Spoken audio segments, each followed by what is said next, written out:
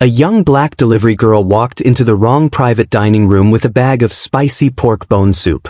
What she whispered into the ear of the city's most violent Korean mafia boss stopped an assassination in its tracks, and ensured she could never go home again. The notification chimed at 11:14 p.m., a sharp digital sting that Amina Carter couldn't afford to ignore. She was exhausted, her shoulders aching from 10 hours on the saddle of her electric bike, but the delivery app was offering a $15 surge bonus for a drop-off at the Jade Dragon, an elite, windowless club in the heart of the city.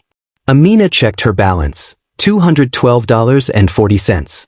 Her mother's prescription was due tomorrow, and it cost exactly $195. If she took this last order, she'd finally have a cushion for groceries.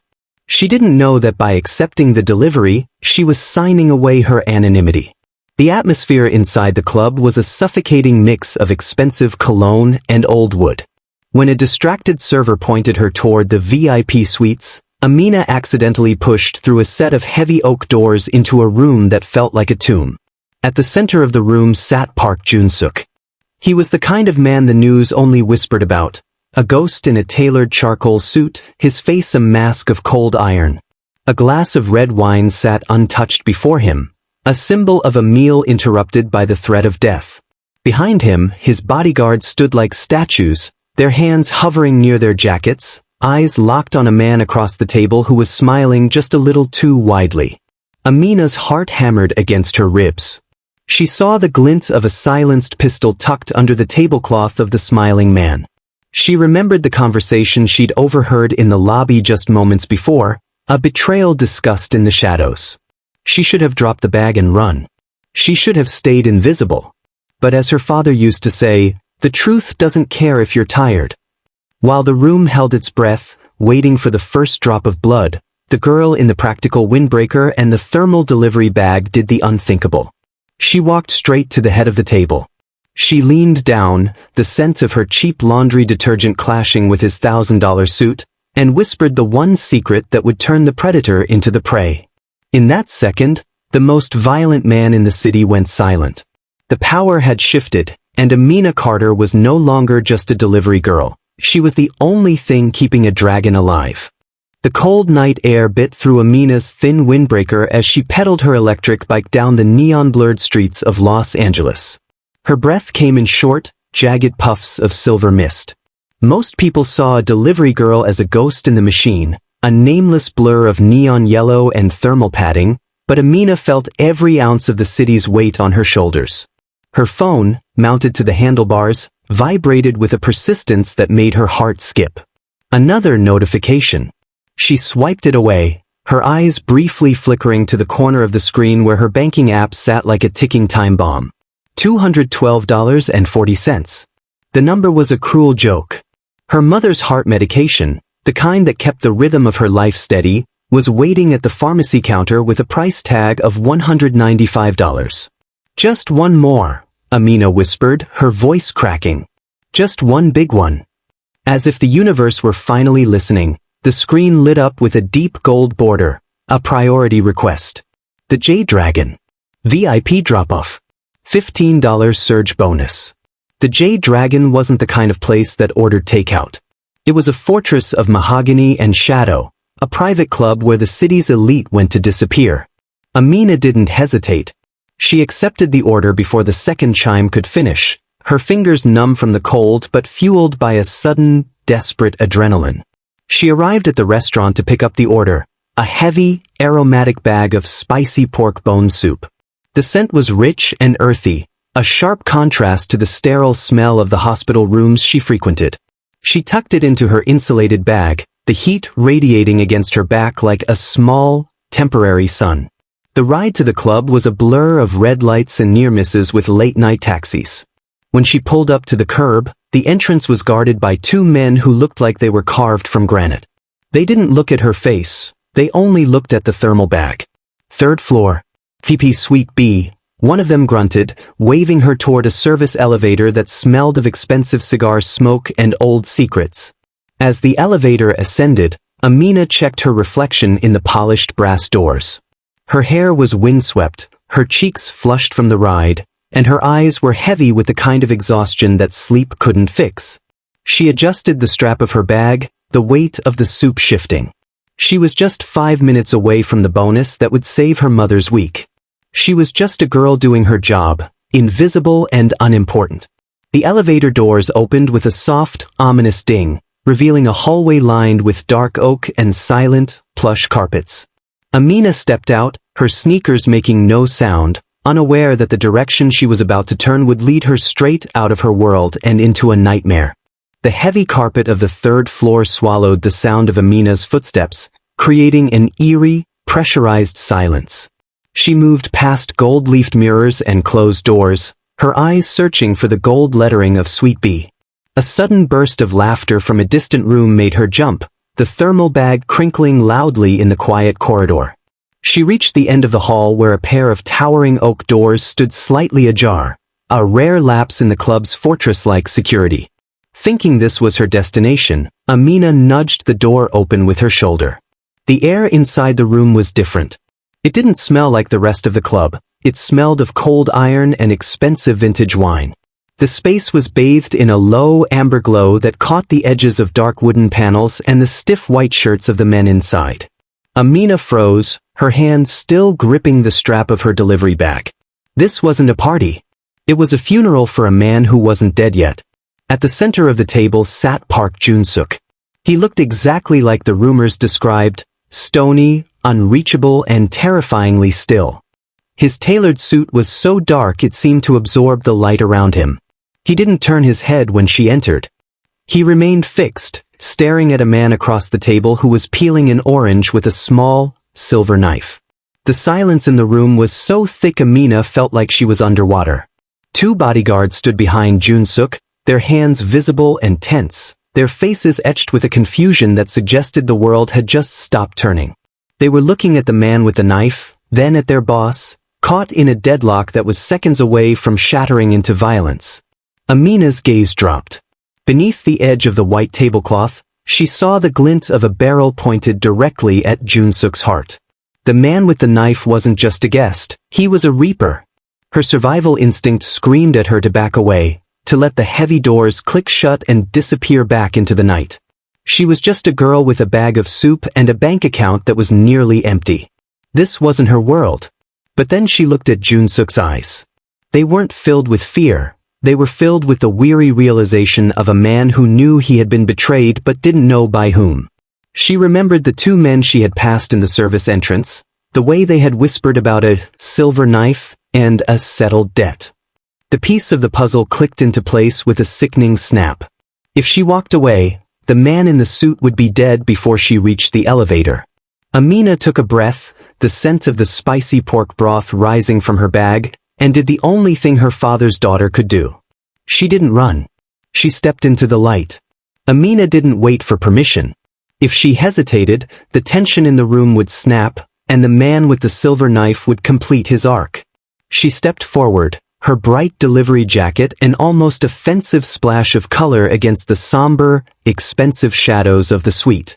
The bodyguards reacted instantly. One stepped into her path, his hand reaching out to shove her back, but his eyes were clouded with uncertainty. He was a professional trained for assassins, not for a girl carrying a thermal bag that smelled of garlic and ginger. "I have a specific delivery for Mr. Park," Amina said, her voice steady despite the hammerstrike of her heart. She didn't look at the guard. She kept her eyes locked on Park Jun-suk. "It's time sensitive. He needs to take it now."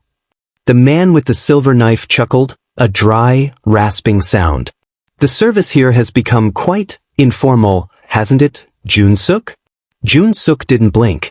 He watched Amina with the intensity of a man staring at a sudden glitch in the matrix.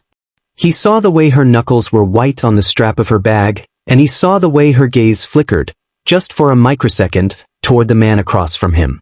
"Let her through," Jun-suk commanded. His voice was a low, resonant rumble that seemed to vibrate the very floorboards. The guard stepped aside, wary but obedient.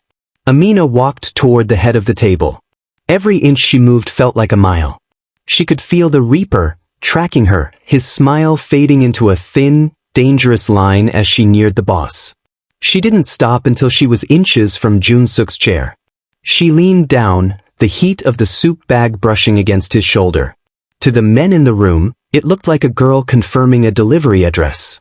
To Jun-suk, it was a sudden invasion of his personal space by a stranger who smelled of the wind and the street. Amina shielded her mouth with one hand, leaning close to his ear. The scent of his expensive cologne was overwhelming, but she didn't flinch. "The men in the lobby," she whispered, her voice a ghost of a sound that only he could hear. "They said the silver knife has already paid the guards at the north exit. They said the dragon dies before the check comes. Check his left hand, Mr. Park. He's not peeling that orange, he's holding the trigger for the men outside." She pulled back just an inch. For a heartbeat, Jun-suk remained frozen, a statue in a charcoal suit. Then his eyes shifted. They lost their weary resignation and ignited with a cold, predatory clarity. He didn't look at the traitor. He didn't look at his guards. He looked at Amina, seeing her truly for the first time. The silence that followed was no longer heavy, it was sharp. It was the silence of a blade being drawn. Amina stood tall, her hands still shielding her mouth, holding the gaze of the most violent man in the city while the world outside the door began to burn. The temperature in the room seemed to drop 10 degrees as Jun-suk absorbed Amina's words. He didn't move, yet the air around him grew heavy, charged with a lethal electricity. Across the table, the man with the silver knife, the traitor, Seng, paused. The blade stayed buried in the orange peel, but his eyes narrowed, searching the delivery girl's face for a sign of a bluff. He could sense the shift, a subtle realignment of the stars that had been perfectly aligned for his coup only moments ago. Jun-suk's hands, which had been resting near his plate, slowly curled into fists. He looked at the untouched glass of red wine, then back at Sangmin. The silence was absolute, a vacuum that sucked the breath out of every man in the room. The bodyguards in the background shifted their weight, their confusion deepening into a sharp, jagged anxiety. They looked at each other, then at Amina, then at their boss, waiting for a signal that would decide who lived through the next 60 seconds.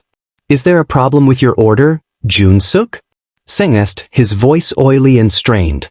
"The girl is overstepping. Perhaps my men should escort her out." "No," Jun-suk said, the single syllable cutting through the tension like a guillotine. He slowly turned his head toward Sangmin, his expression blank but his eyes burning with a terrifying, cold light. "She was just telling me about the north exit, and about how your left hand has grown so heavy today." Sangmin's face drained of color. For a heartbeat, the mask of the loyal friend crumbled, revealing the desperate predator underneath. His left hand, hidden beneath the fine linen of the tablecloth, began to tremble. He knew the game was up. The invisible power he had held, the element of surprise, had been snatched away by a girl in a windbreaker who wasn't even supposed to be in the building. The bodyguards finally caught the scent of treason. The confusion vanished, replaced by the mechanical efficiency of professional killers. They didn't need a command. They saw the trajectory of Jun-suk's gaze and stepped toward the flanks of the table, their hands disappearing into their jackets. Amina stood her ground, her hands still hovering near her mouth. She felt the violent potential of the room pulsing against her skin. She had stopped the execution, but in doing so, she had become the pivot point of a war. Jun-suk reached out and took a slow, deliberate sip of his wine, never breaking eye contact with the traitor. The dominance had returned to him, restored by a whisper. "Stay close to me, Amina Carter," Jun-suk murmured, his voice a low promise of protection and a warning of the storm to come. He didn't look at her, but his hand moved to the edge of her delivery bag, anchoring her to the center of the chaos. The room remained frozen, but the ice was beginning to crack. The standoff broke with a sudden, violent efficiency. Jun-suk didn't reach for a weapon. He simply tilted his head, a gesture so slight it was almost graceful. In an instant his bodyguards moved. Sangmin lunged, the silver knife flashing in the amber light, but he was far too slow for men who had lived their entire lives in the shadow of death. A heavy chair was kicked aside, a muffled grunt echoed, and within seconds, the traitor was pinned against the mahogany table, his face pressed into the untouched glass of red wine. Amina backed away, her hands trembling as she clutched the straps of her delivery bag. The adrenaline that had carried her through the whisper was evaporating, leaving behind a cold, hollow terror. She looked at the door, her mind calculating the distance to the service elevator. The job was done. The man was saved. All she wanted was to get back to her bike and forget the weight of the secrets she had just inherited. "I have to go," she whispered, her voice barely audible over the heavy breathing of the struggling men. "The app, my ratings. I'm already late for my next drop." Jun-suk stood up, smoothing the front of his charcoal suit as if he hadn't just watched a coup collapse. He turned to look at her, and for the first time, Amina saw the calculation in his eyes. It wasn't the look of a man who was grateful, it was the look of a man who was assessing a liability. "Sangmin saw you," Jun-suk said, his voice low and clinical. "The men at the north exit, the ones he paid, they saw you walk in. They saw you lean into my ear. In their world, you aren't a delivery girl anymore. You are the variable that ruined $1 million play." "I don't care about their play," Amina argued, her chest heaving. "I won't say anything. I just need to pay for my mom's medicine. Please." Jun-suk walked toward her, stopping just outside her personal space. The scent of his cologne was a bitter reminder of the world she had accidentally invaded. "It doesn't matter what you say or don't say, Amina Carter. To them, you are a witness. To them, you are a target. If you walk out those doors alone, you won't make it to the end of the block." He glanced at his second-in-command, who was currently zip-tying Sangmin's wrists. "Clean this up. And secure the girl. She stays with us." The realization hit Amina harder than the fear had. She wasn't being rescued, she was being claimed. She looked at her phone, the screen cracked, the delivery timer blinking red, and realized that the $212.40 in her bank account no longer mattered. Her old life had ended the moment she opened her mouth. She was no longer a ghost in the city's machine. She was a piece on a chessboard she didn't know how to play. The heavy oak doors of the suite didn't just close, they were barricaded from the inside by Jun-suk's men.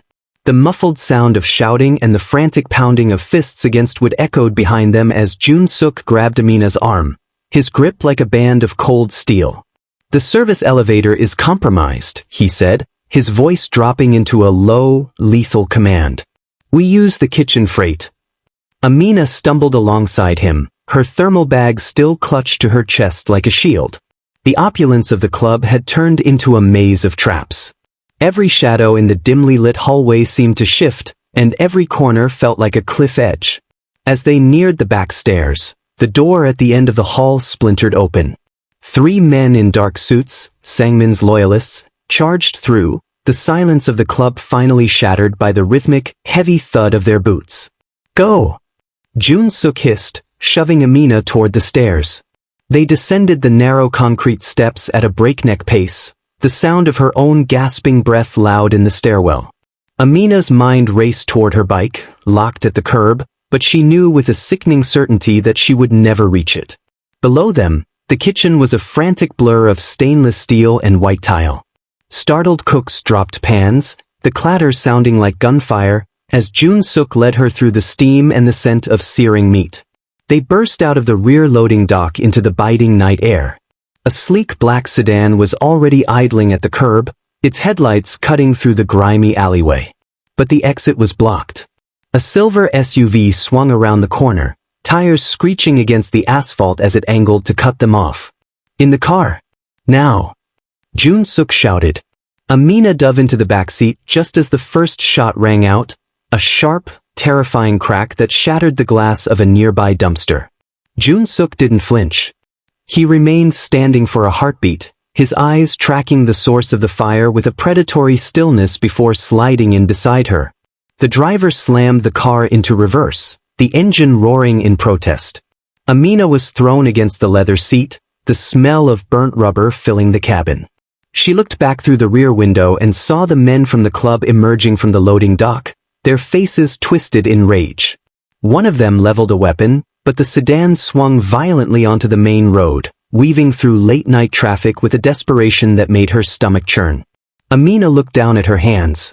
They were stained with the condensation from the soup bag, shaking so violently she had to tuck them under her legs. She looked at Junsk. He was adjusting his cufflinks, his breathing perfectly level, as if they hadn't just sprinted through a gauntlet of death. She was safe for now, but as the lights of the city blurred past the tinted windows, she realized she wasn't going to the pharmacy. She was being driven deeper into the dark. The black sedan glided into the subterranean garage of a glass and steel monolith that towered over the Wilshire district. The transition was jarring. One moment Amina was dodging bullets in a grease-stained alley, and the next she was being ushered into a private elevator that moved with a silence so absolute it made her ears pop. Jun-suk stood beside her, his silhouette reflected in the polished chrome panels. He hadn't said a word since they left the club, but his presence felt like an anchor, heavy, immovable, and impossible to ignore. When the doors opened, Amina stepped out into an apartment that felt less like a home and more like a high-altitude fortress. The floors were vast expanses of white marble that caught the city lights bleeding through floor-to-ceiling windows. It was a world of sharp angles, soft velvet, and a cold, clinical opulence. "This is one of the Kim family's secure residences," Jun-suk said, finally breaking the silence as he shed his charcoal jacket. "The perimeter is monitored 24 hours a day. You will have everything you need, but you will not leave." Amina walked to the window, looking down at the tiny, moving specks of light far below. Somewhere down there, her electric bike was still chained to a rusty pole, its battery slowly dying.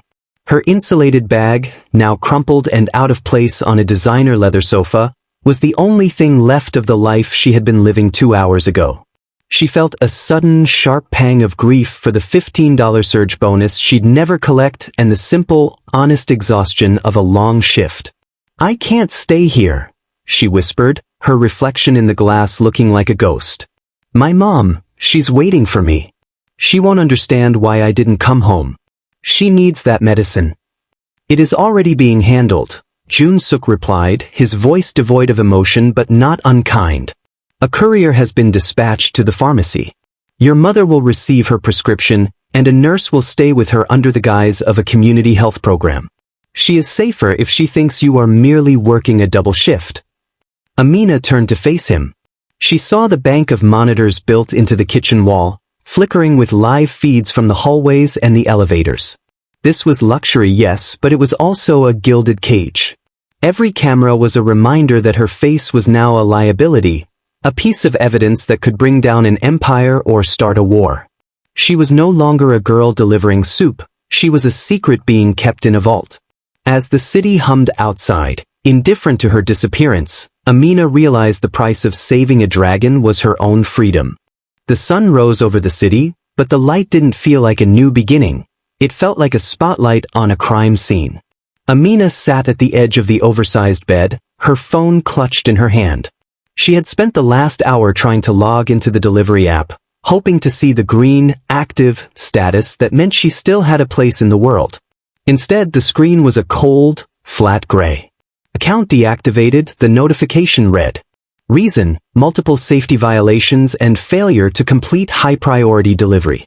Amina let the phone slip onto the silk duvet. The $15 surge bonus, the ratings she had spent months building, the simple dignity of her hustle, it was all gone. She was no longer an employee, she was a ghost in the system. But the digital death of her career was nothing compared to the message that appeared 10 minutes later from her younger brother. "Sis, where are you? Some guys in a black SUV have been parked at the end of our block since sunrise. They aren't moving. Mom is spooked. Call me." The blood drained from Amina's face. She lunged for the door of the suite, but it didn't budge. It wasn't locked with a key, but with a magnetic hum that required a clearance she didn't possess. "Junsk," she screamed, pounding her fists against the wood. "Let me out. They're at my house. My family." The door clicked open, and Jun-suk stood there, his face as unreadable as the marble floors.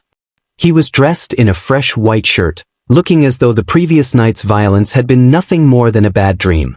He didn't move as Amina tried to shove past him.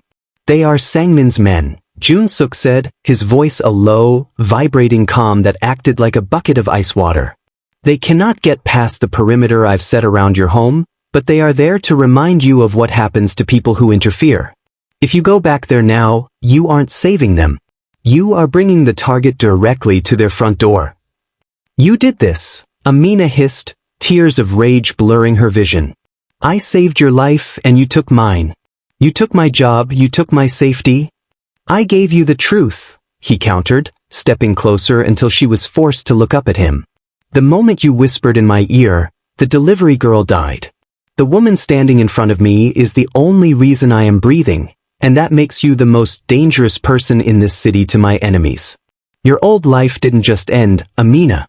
It evaporated. He reached out, his fingers hovering near her trembling chin but never quite touching it. The weight of his protection felt like a lead shroud. She had traded her bike for a penthouse and her freedom for a secret, and as she looked at the silent monitors showing the world she could no longer touch, Amina realized the price of truth was higher than she could ever afford to pay. 3 days passed in a blur of silent luxury and digital isolation. From the panoramic windows of the penthouse, Amina watched the city move without her, a sprawling machine that had already filled the void she left behind. On the fourth evening, the heavy magnetic lock on the door clicked open. Jun Suk walked in, but he wasn't alone. Behind him, 2 men carried a heavy wooden crate, and for the first time, his tailored suit was gone, replaced by a simple black shirt that made him look less like a ghost and more like a man. It is over, he said, his voice echoing in the marble expanse. Sang-min is no longer a concern. The men at your door have been removed, and the debts they tried to collect have been settled in blood. He gestured to the table, where he placed a small, leather-bound folder. Inside is the deed to your mother's house, fully paid, and a trust for your brother's education. Your bank account has been restored, with a balance that ensures you will never have to count the cents on a prescription again. Amina looked at the folder, but she didn't reach for it. The relief she expected to feel was buried under a strange, heavy hollow in her chest. So, I'm free? I can go back to the diner? Back to my bike? Jun Suk walked toward the window, looking out at the empire he had spent a decade building. You can. But the girl who delivered soup died in that dining room. You know things now, Amina. You see the world for what it is, a series of whispers and betrayals. You didn't run when the guns were drawn. You didn't flinch when I looked into your soul. I have spent my life surrounded by men who fear me or men who want to be me. I have never met someone who simply saw me. He turned back to her, his dark eyes searching hers. I am offering you a position. Not as a servant or a ghost, but as my eyes. You have a gift for seeing the truths people try to hide in the shadows. Stay here. Be the voice in my ear that keeps the dragon honest. You will have a life of power, security, and a purpose that a delivery app could never offer. Amina looked at her reflection in the glass. Her windbreaker was gone, replaced by silk, but her eyes remained the same, calm, serious, and intentional. She thought of the cold bike rides and the invisible life of a rider. Then she looked at the man who had been a monster to the world, but to her was a debt of honor. I won't be a bird in a cage, she said, her voice firm. Jun Suk offered a ghost of a smile, the first she had ever seen. A dragon does not keep birds. He keeps equals. Amina reached out, her hand hovering over the folder before she finally pulled it toward her. The transition was complete. She had started the week delivering a meal, and she was ending it as the most trusted secret in the city. The delivery girl was gone. The partner had arrived.